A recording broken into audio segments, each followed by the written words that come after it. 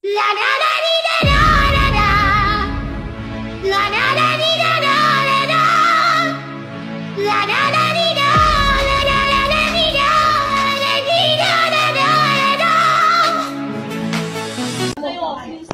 karapatan mo pareho dyan?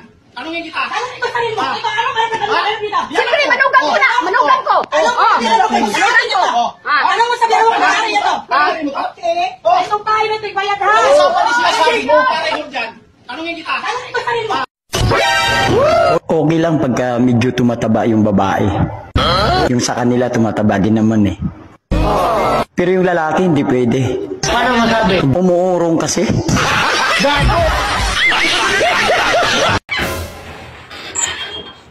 Ma.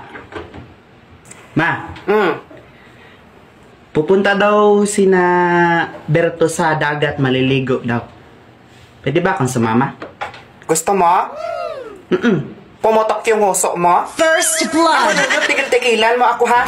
Yung katamaran mo dito sa bahay, hindi ka na makatulong sa akin sa mga gawain dito. Gagala ka na naman. Double kill! Ako noon, nung panahon namin, bago kami kumala, magpaalam kami sa nanay namin, tapos na yung trabaho dito sa bahay.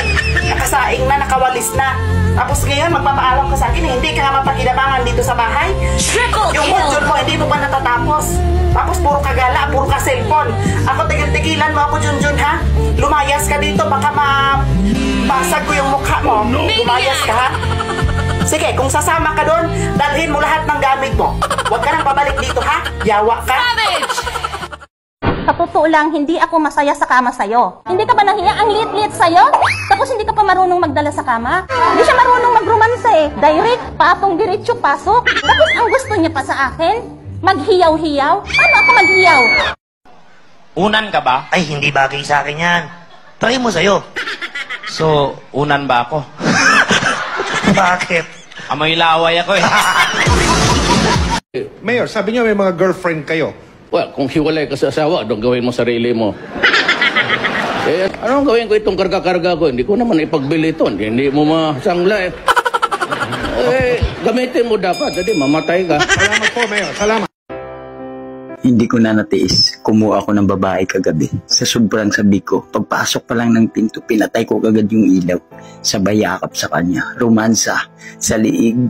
Hanggang umabot sa dibdib niya. Sabay sip-sip. Kaso bigla akong napahinto nung may nalasahan akong kakaiba. Kaya tinanong ko siya, bagong panganak ka ata. Sabi niya, hindi ah. Kaya ako nagtaka, hindi ko yung ilaw, tiningnan ko. Pambihira. May pigsa pala.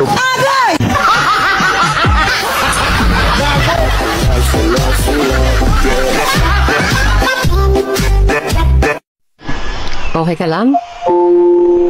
Kaya mo pa? Kung napapagod ka na, pahinga ka lang. Pahinga lang ha. Pero huwag kang susuko. Alam ko, kayang-kaya mo yan. Kayanin mo ha. Ikaw pa ba? Ang pogi-pogi mo. Kaya alam ko, kaya mo yan. Ganyan talaga ang mga pogi.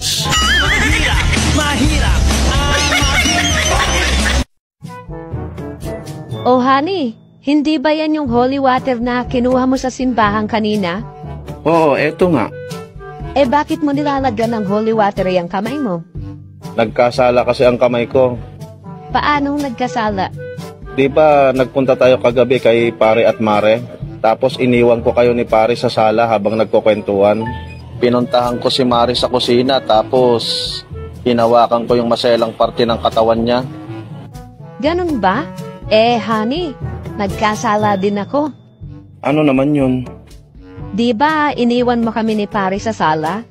O tapos? Basta wag mo na itanong. Akin na yung holy water at magmumumug ako.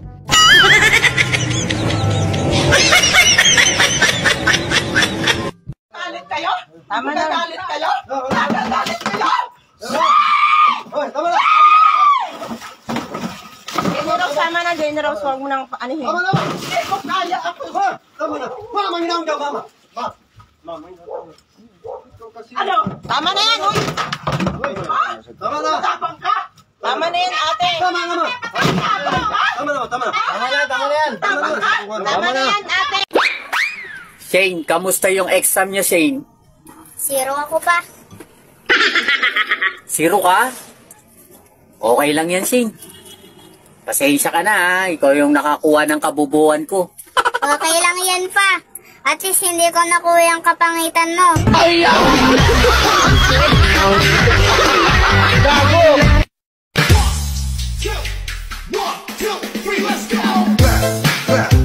Alam mo, pamilyadong tao, pinikireking mo? Nasaan ang utak mo? Wala namang ibang lalaki dyan? Matagal nang walang kayo, bago naging kami, wala nang kayo. Hindi na kami naghihiwalay, nakakaintindi ka ba? Ikaw ang hindi nakakaintindi. Ikaw Alam mo, nasusama kami matagal Hindi na. na kasi, napakakati mo.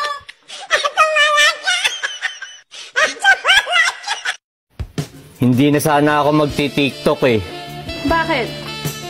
Kaso, kawawa naman yung mga may crush sa akin. Hindi na ako makikita.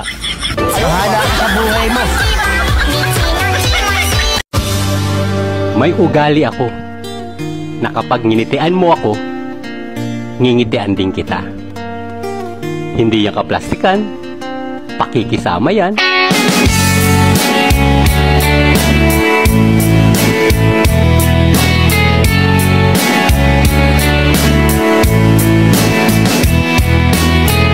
Yung mga kagawad, marami ring obligasyon, may mga sariling projects din yan. Yung nanay mo, anong nagawa ng nanay mong pang-7 kagawad sa barangay nyo? Yung unang araw niya po sa posisyon bilang kagawad, lahat po ng pango sa lugar namin pinaritoke niya.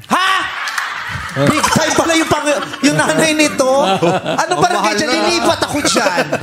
Ang mahal nun, ha? At saka ngayon ako nakarinig na ganung project, diba? Lahat ng pango patatangusin. Yes, galing po sa bulsa ng nanay. Tingnan, naging masaya. So, naging masaya naman yung mga yung mga constituents ng nanay mo, yung mga kabarangay niya. After a week po, meme, nagreklamo yung mga... Bakit nagreklamo? Pinailungan na nga, pinatangos na nagreklamo pa. May nakalagay po sa ilong. Ano? Donated by kagawad.